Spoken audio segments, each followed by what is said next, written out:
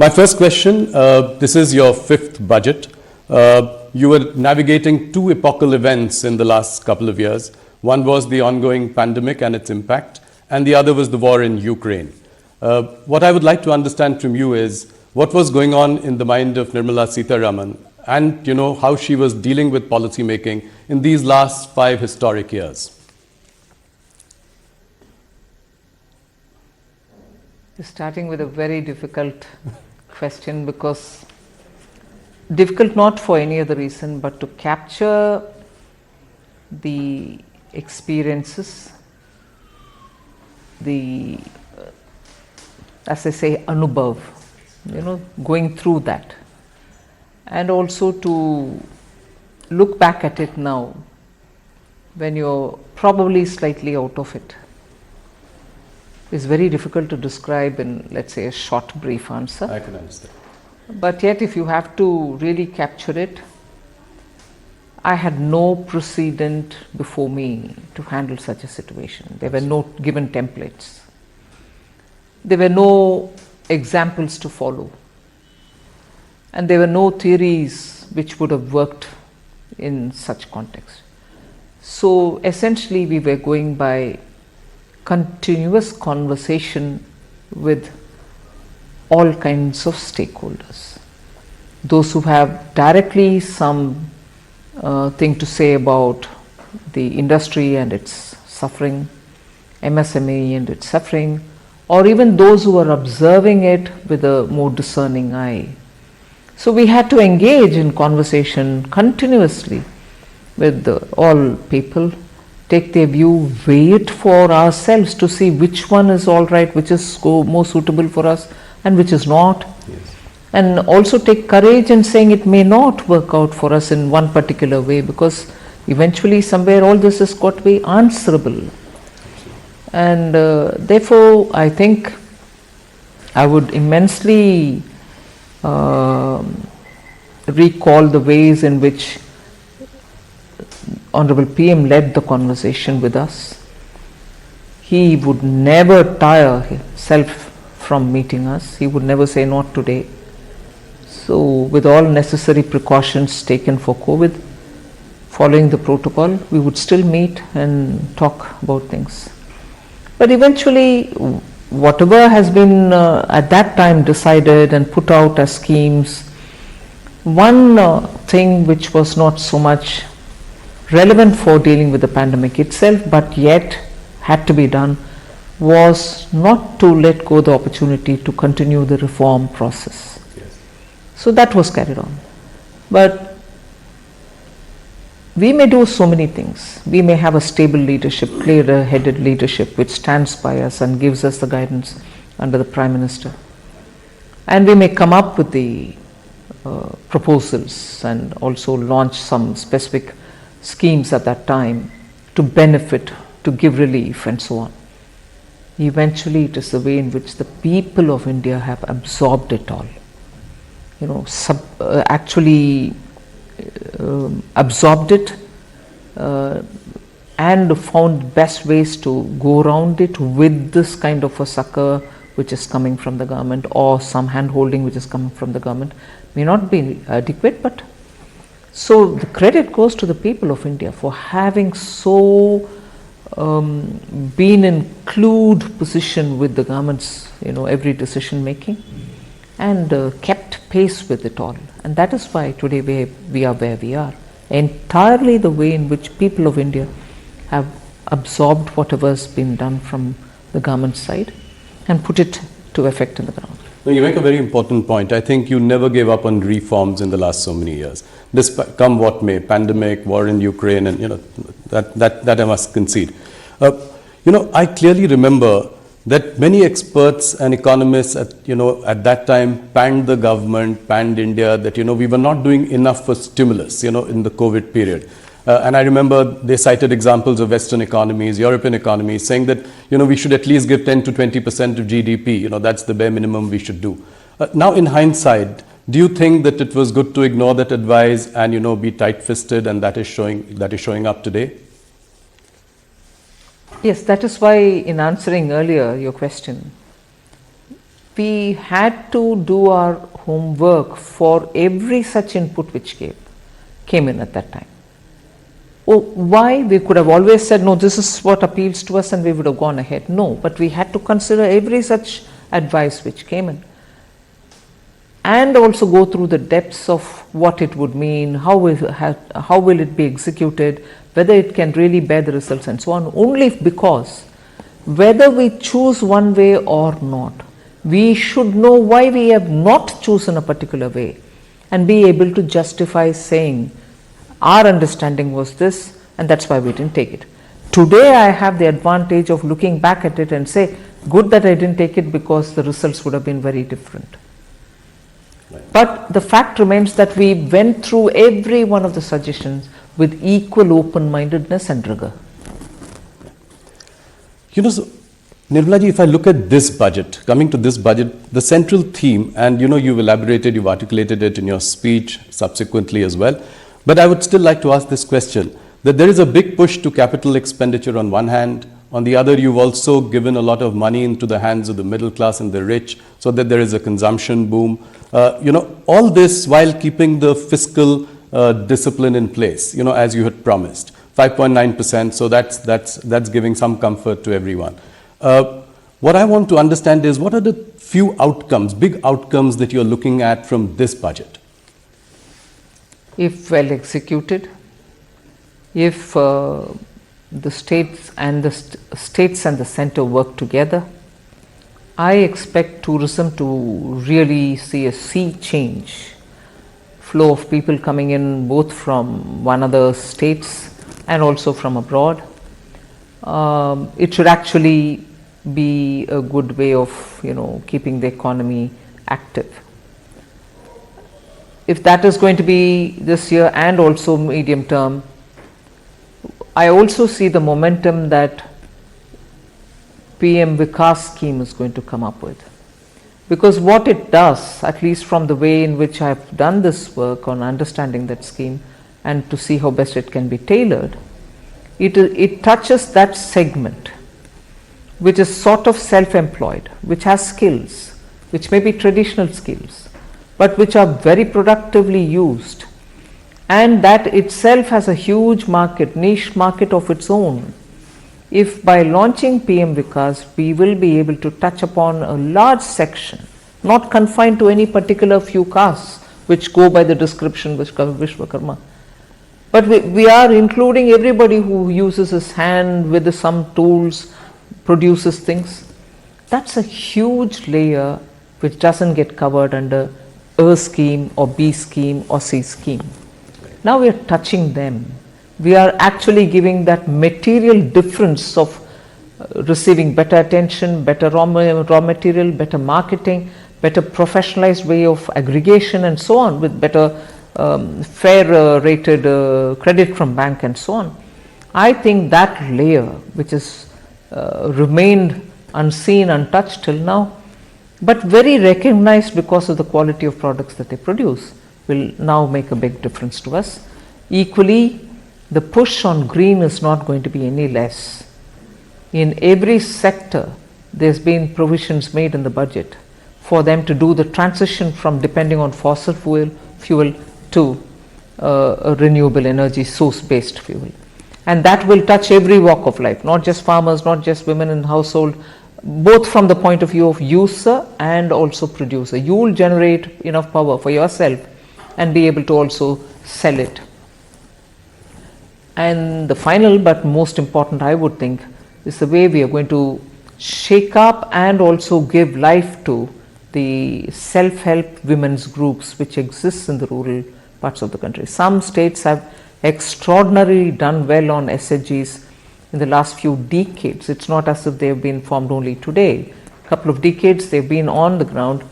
81 lakh of them groups exist, and it is they who we are now trying to aggregate, bring them together like clusters, see what they want to do in terms of production or services. For instance, I just bring in a very private sector example.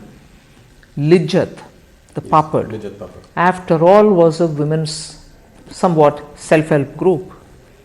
look at the kind of product, the quality, the branding, the perception about what is legit can always be superior in quality. There's never a compromise on it, and people seek it, even though from the general papad pricing it is slightly higher in price, but still people prefer it. So like that, SHGs, and I don't want just to end with the papad making, it should be everything else also. So depending on the skill sets available, the raw material available, we want to make sure that SHGs do come in to benefit from government policy and also through digital marketing, run professionally as well. That's interesting. Your budget was very well received by the markets. In fact, while you were speaking, the markets were really going up. But the rout in the Adani stocks somewhat spoiled the party. There is a general nervousness in the market. How does your government see this? I look at the budget for having covered all the sections of the society. We've tried, and it has been a detailing that which has consumed a lot of time in preparation of this budget. The details is what has brought the difference in touching so many different sectors and segments of our society. We've got something on offer for each one of them. So therefore, if it's being received very well, I'm very glad. But of course, that motivates me to be able to now take it upon myself to better implement it down to the last person who's aimed at. So I would think the impact of the budget, the immediate impact of the budget on the market, and subsequent to, let's say, for whatever reason it trailed back, I think in the next few days the budget's impact will still continue to hold the markets high. The opposition is taking aim at your government, saying that the banking and insurance companies have large exposure in Adani stocks. And the investors and the broader market is looking to you for some direction on this issue. Is our banking and insurance system resilient to take this shock? I want to recall the words, coming from the horse's mouth has greater credibility. Both SBI and LIC have issued detailed statements, and I know the chairperson or the CMD has himself come out and explained how they are not overexposed or whatever they said, and also said, look, we are sitting over profits for the exposure that we have, which is well within the limit. That's what I understand they have said, and I've again read it through the media. They have very clearly said that their exposure is very well within the permitted limits, and that they are, even now with the valuation falling as well, they are still sitting over profit. So if that is the horse's mouth, as I refer to, word from the horse's mouth, but in general, both with the RBI, we do have the Financial Stability Board's meeting, which happens once in 6 months. We meet, even recently we have met. So I can only very clearly say, both the RBI and we, because of the FSB's meeting, Financial Stability Board's meeting, know that the Indian banking system, if anything, at this stage, for me to use this word, I want to use it with a sense of responsibility, like having gone through the twin balance sheet problem. Indian banking sector today is at a comfortable level, with their NPAs coming down to absolutely low levels, recovery is happening, and their position is very sound, which gets reflected in the fact that when they go to raise monies in the market, they are absolutely comfortably raising monies as well. So the entire macroeconomic analysis which any expert would do also highlights the fact that how comfortable the Indian banks are placed in. That cannot be that if they are at risk. Some of the global investors as well, as a knee-jerk reaction, seem to have pulled out some money in the last couple of days. Some have put, fresh investments on hold. What would your message be to the global investors? India remains as before an absolutely well-governed, stable government, and also very well, regulated financial market. And as a result, I think the investor confidence which existed before shall continue even now. Our regulators are normally very, very stringent about certain governance practices, and therefore they shouldn't. One instance, however much talked about globally it may be, I would think is not going to be indicative of how well Indian financial markets are governed. So many lessons have been learned over the decades, and therefore I think our regulators have kept our market well in prime and prim condition. Thank you. That's very reassuring coming from the Finance Minister. Let me move on to the next question around the budget, and this is to do with the economy. Is the current recovery due to pent-up demand, or do you think that this will be sustained? I think it will be sustained because the pent-up demand argument was very right nearly 4-5 quarters ago, when post the Omicron we were coming back. People thought 2022 festival season was driven by revenge shopping, yes, pent-up demand and so on. But that pent-up demand won't stretch itself for more than one season, if you want to, take it that way. 2022 festival season was in its normal course, and there was no exaggeration in the markets or even in consumption. So I think it has now reached a level where it will sustain itself. No, I asked this question also because the rural demand is still tepid. Looking at the commentary coming from FMCG companies in India. Also, if we look at the work under the MANREGA scheme and the and FMCG results. I asked this question in this context as well. Can aggregate demand be more robust?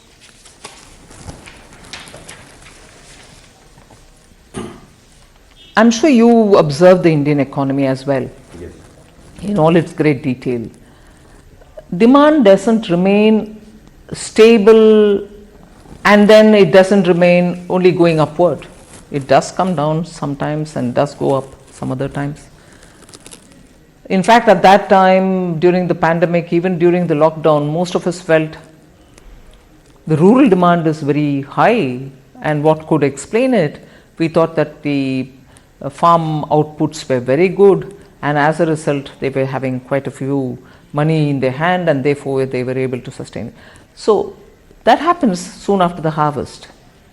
But rural demand even today, in terms of the people who are in the farm equipment manufacturing areas, are quite comfortable with what is going on in the rural market. It's not as if demand has affected them. So people are purchasing equipments to do their tilling or farming activities. That's one. I'm not just talking about tractors, but even the other equipments which go in.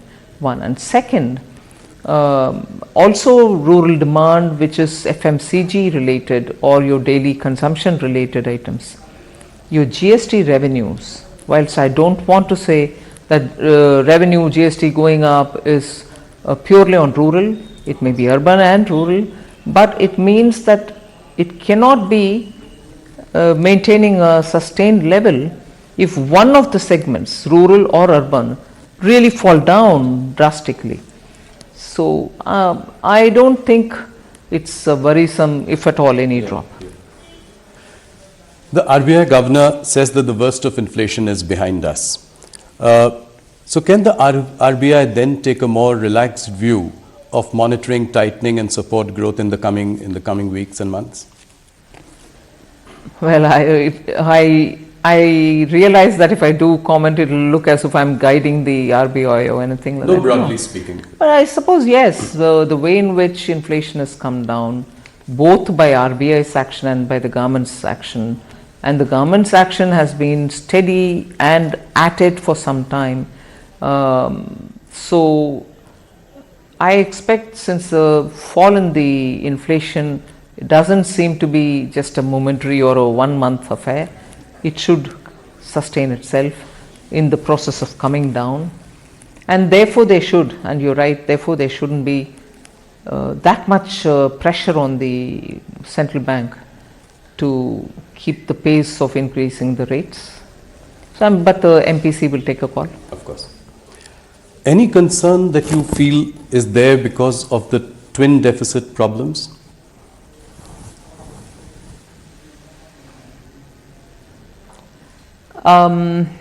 it's not as severe as before. Yes. Yes, when exports come down, you're going to have the current account deficit. But it's also now suddenly going up as well as it was before, a couple of months ago, one. And second is also the import. Imports also keep slightly going up sometimes, but it's also coming down. If these two factors are primarily the ones which we have to concern ourselves with, monthly fluctuations I say. Yes. Fluctuation should not worry us, but if every month there is a steady decline and there doesn't seem to be a sign of increase or coming upward, uptick as you would say, if there is no chance of an uptick predicted in the next few months, then I think I should worry. But monthly looking at coming down and going up need not worry us so seriously. Okay. So next year the centre and states will spend rupees 13.7 lakh crore as capital expenditure. By any account, it's a phenomenal number. Capacity utilization in the manufacturing sector is at about 72%. My question is, when do you think that the private sector will enter this virtuous cycle of capital spending? They are in it already, I would think. There has been a minor uptick. But I've been explaining this. I'm not sure if industry is explaining it as much, but I read it. So I keep read it in the sense my inferences based on the kind of discussions which happen. India's industry, the old India industry as well as the new, which is the IT related industry, software and so on, both old India industry and this, are transitioning also with the energy related matters, are transitioning also in the way in which their shop floors are operated. So the investment that they make is not to create one more unit of what they already have.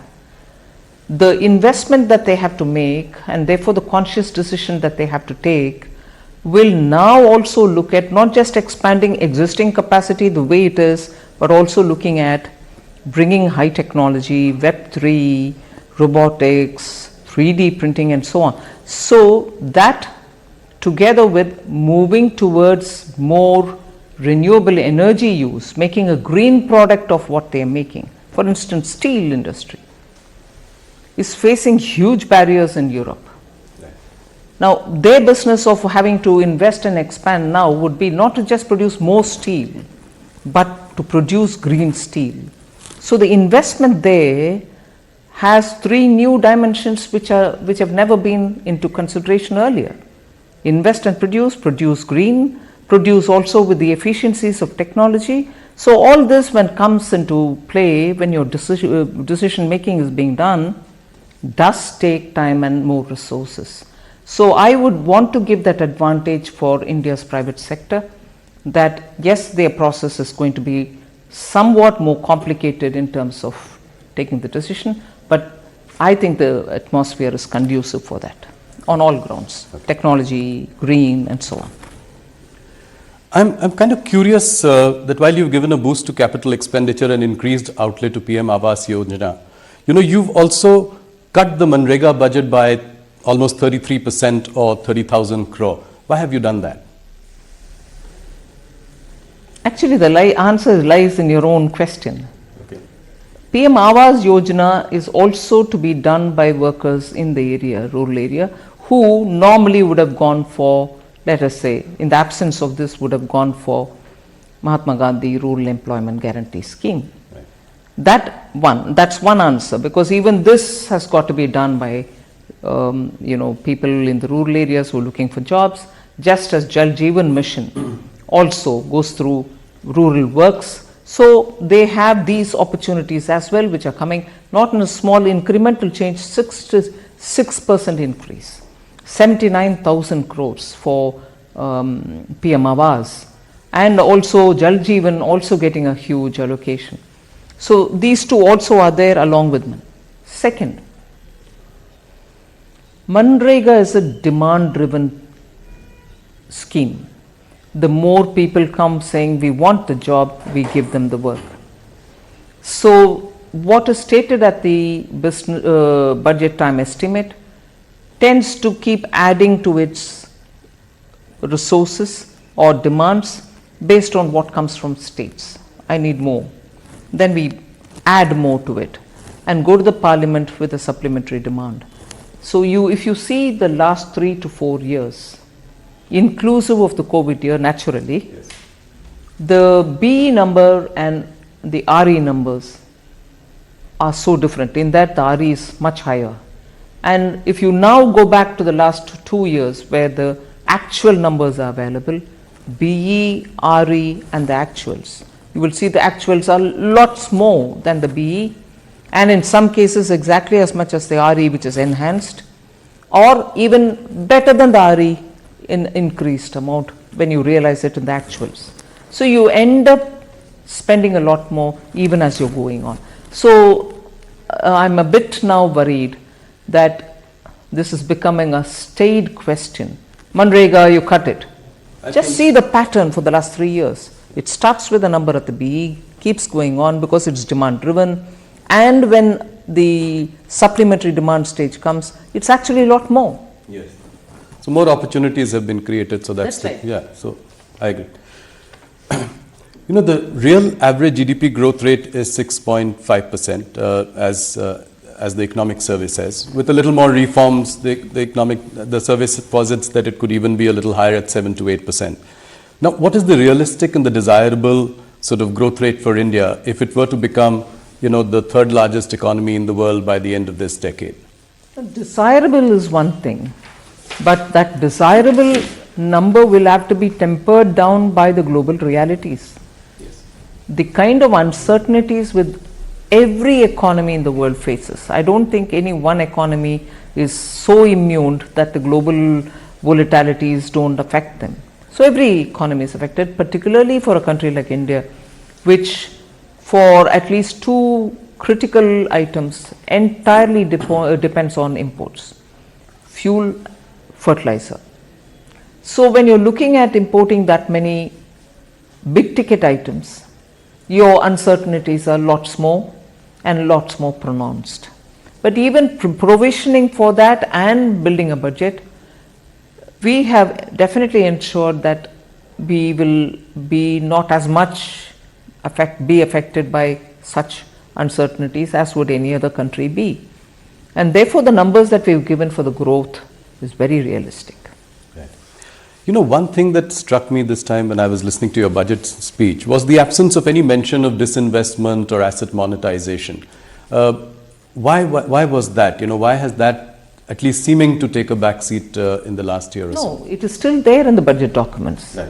It may not have been a part of my speech, but it is in the appendix to the speech. It's also in the rest of the documents where we give the actual numbers and the activities which are going on and so on. See, the cabinet has after all taken a call that certain companies will have to be privatized, and that motion has the approval of the authority concerned, which is the cabinet.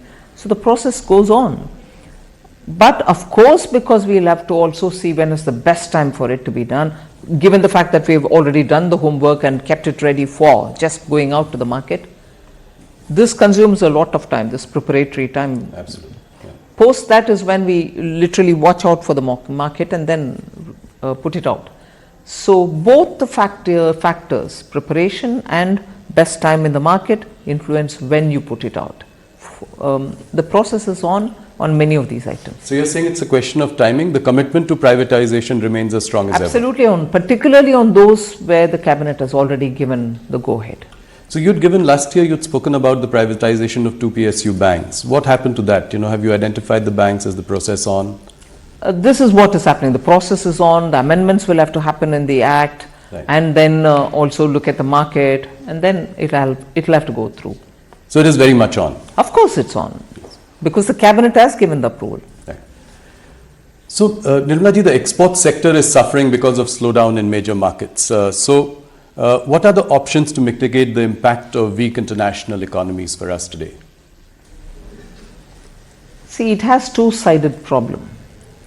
One, you have to make up for those handicaps that Indian exporters face, whether in logistics, whether it is the cost of electricity, or whether it is any other inherent handicap that they may have in terms of labor or in terms of the place they are located in and so on.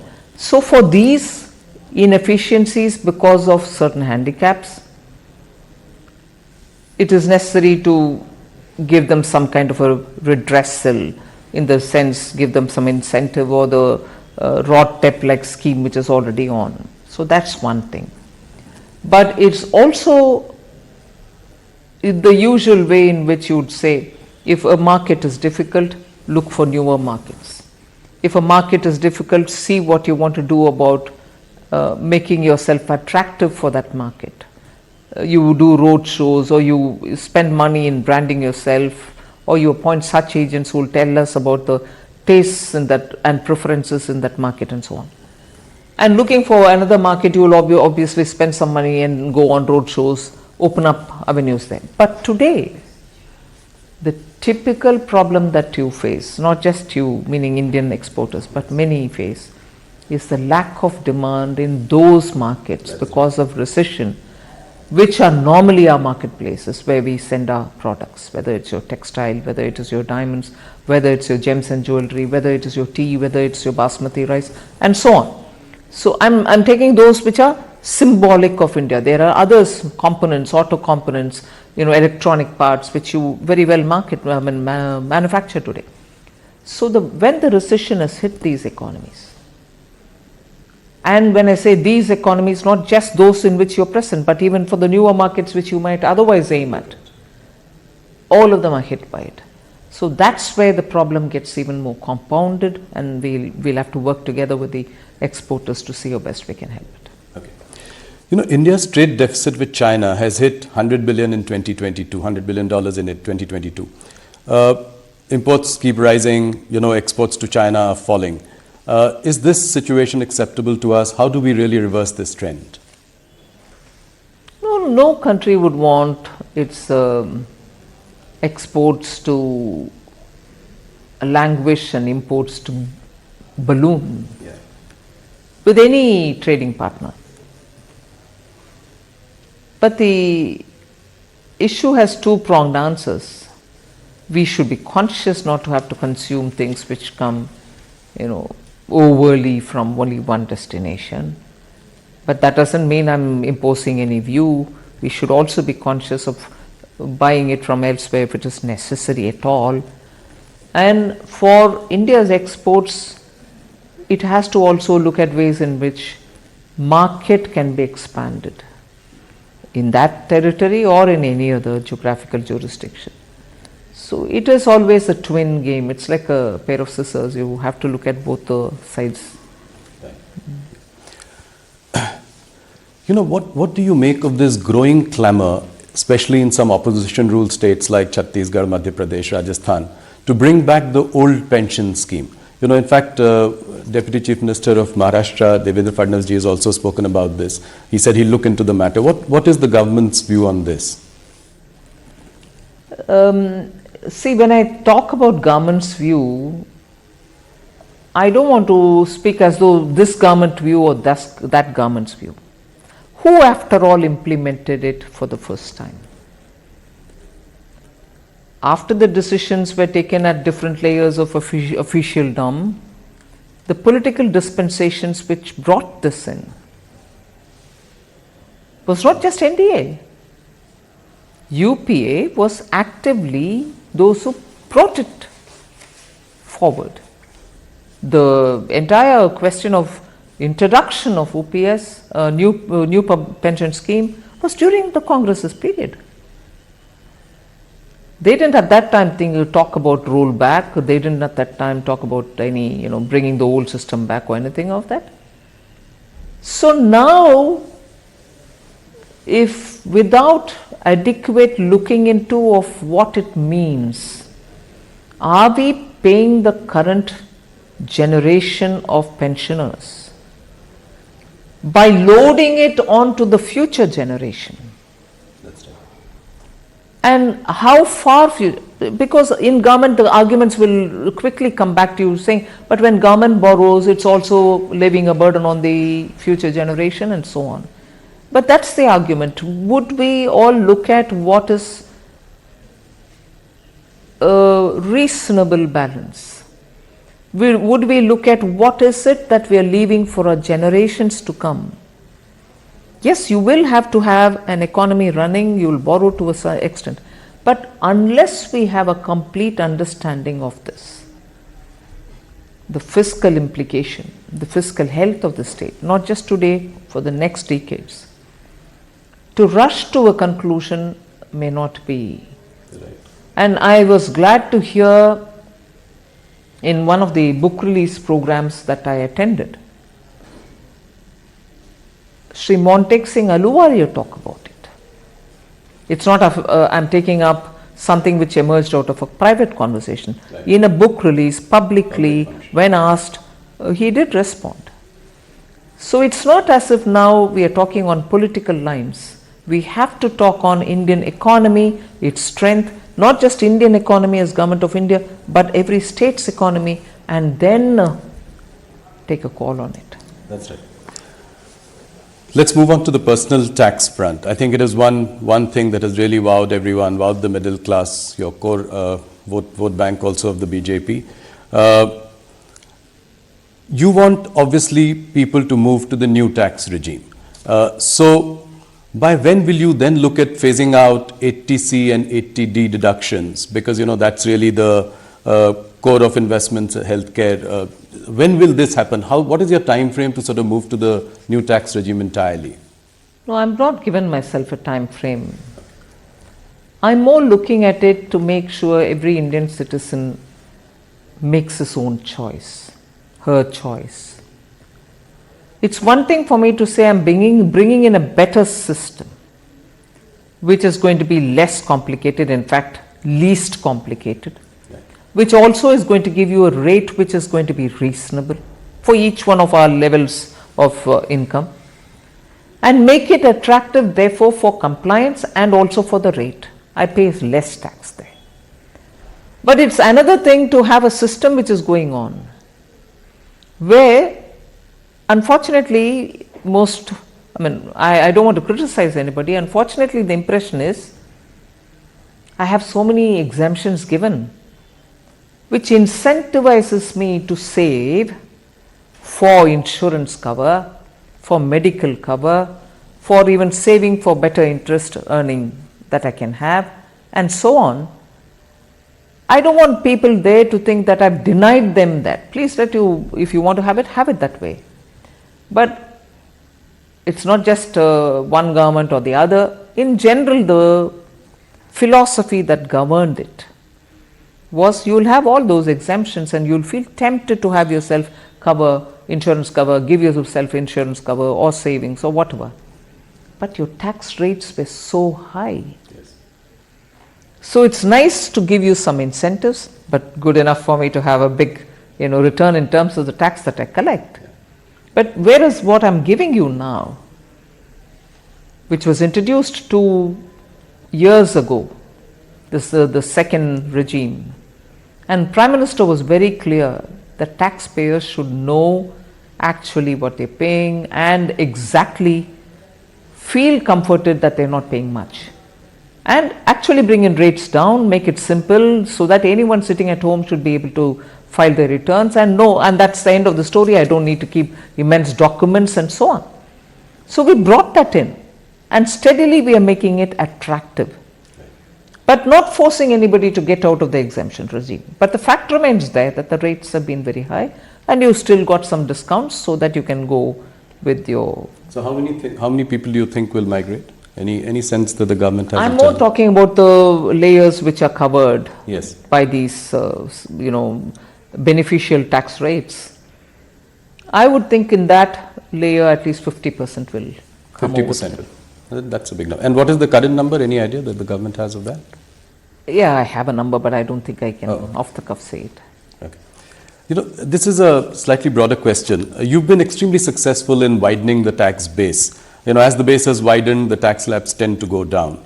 Do you think that could you consider in the long run bringing the top tax slab to 25%, just in line with your corporate tax rate, top corporate tax rate? Would that be the vision going forward? Well, eventually the tax rates must be absolutely low and the assessee friendly. Citizens cannot be burdened with taxation. But that is when I have widened my base sufficiently.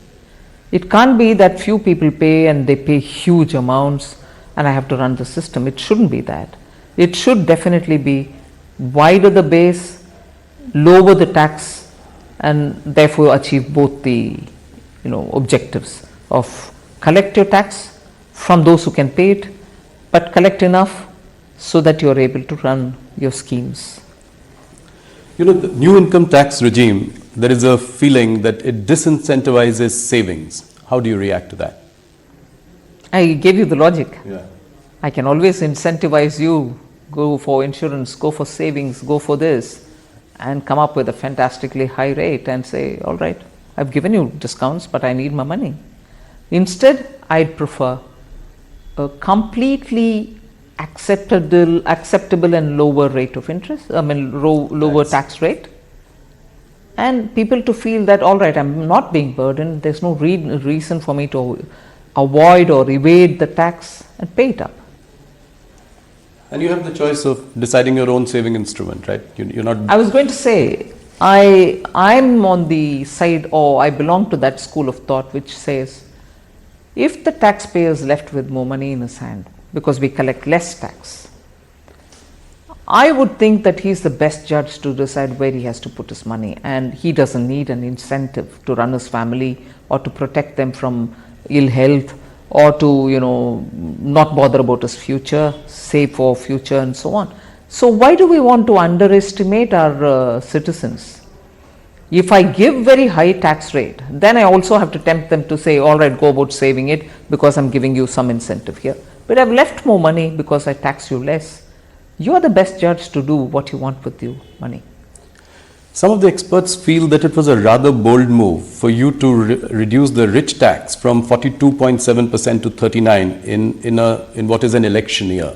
But is it that you've given some and taken away from the other hand as well, and so it's a zero-sum game in a sense?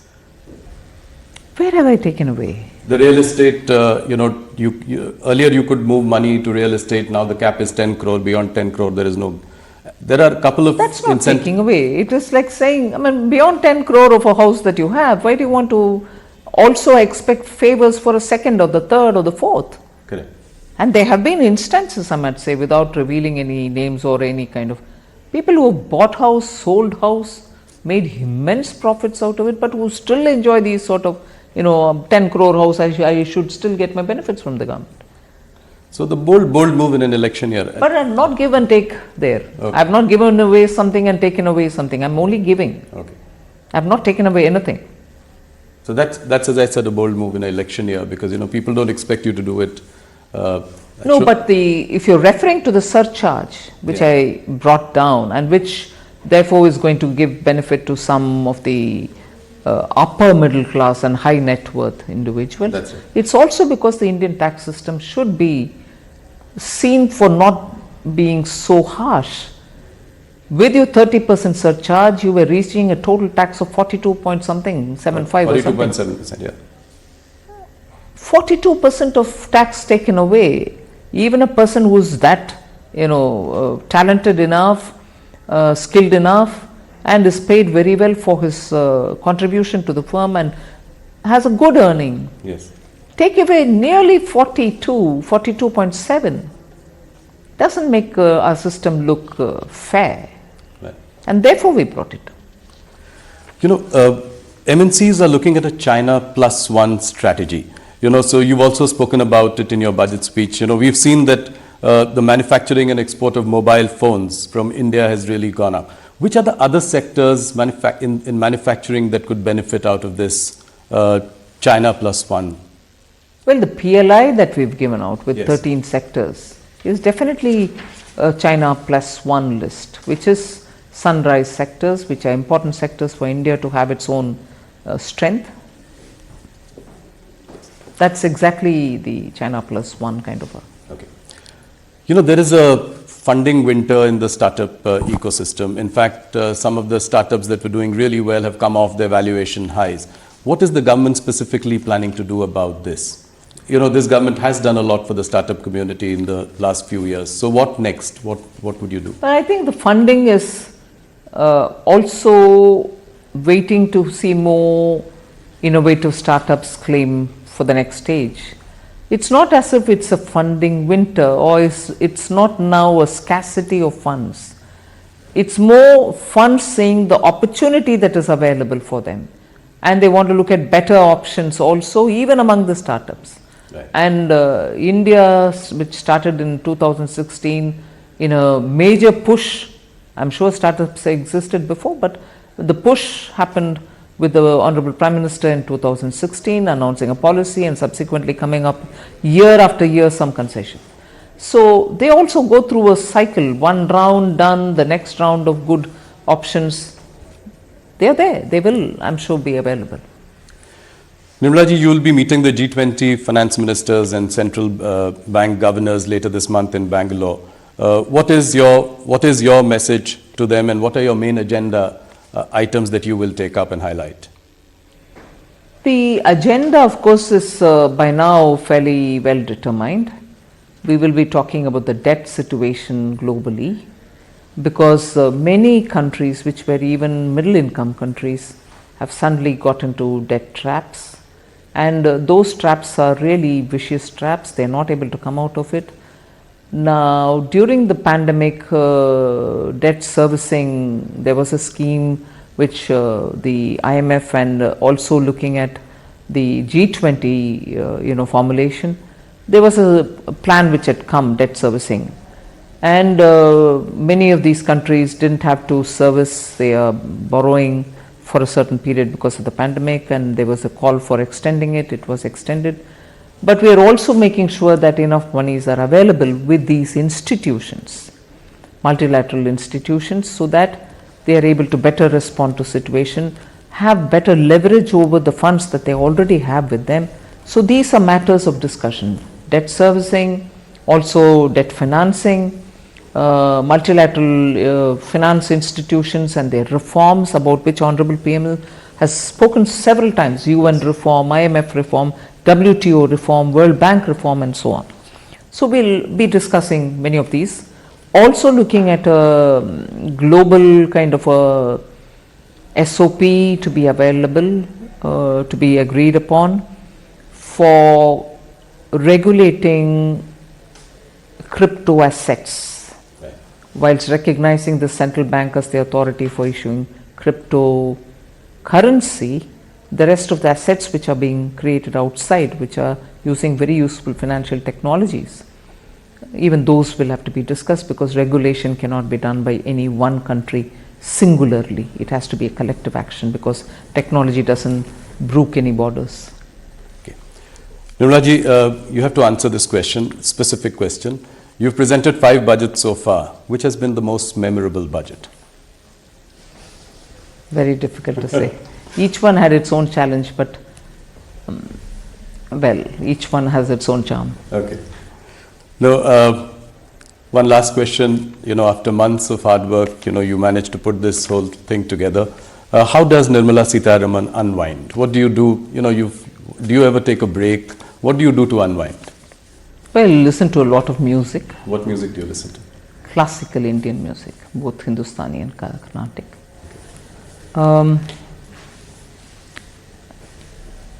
I sleep well every day. I think we should I be in a have happy sleep routine. We should be in a happy place that the finance minister of the country sleeps well. Absolutely, because we have a good prime minister who's got that kind of a vision, and the strength of the leadership that he brings along helps the country. So yes, that too. Good sleep. Thank you, Nirmala ji, for your time. Thank you for the first interview to a private channel and a streaming service. And more importantly, congratulations on a very well delivered budget. Thank you so much. Thank you. Thanks for giving me this opportunity.